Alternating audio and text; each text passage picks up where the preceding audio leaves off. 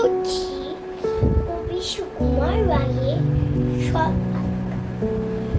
শুনতে পেল পোস্তা তোমার মেয়ে গঙ্গারাঙ্গে পাত্র পেলে জানতে চাও সে কেমন ছেলে?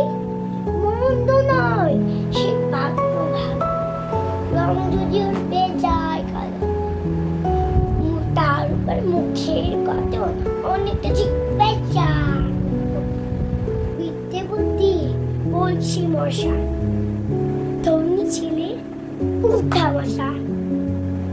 19 বার ম্যাট্রিক খাইয়ে লই তামলকি, বিষয় আসয় গরিব বেচা। কষ্টে সৃষ্টি দিন চলে যায়, মানুষ তো নয় ভাই বোন, একটা পাগল একটা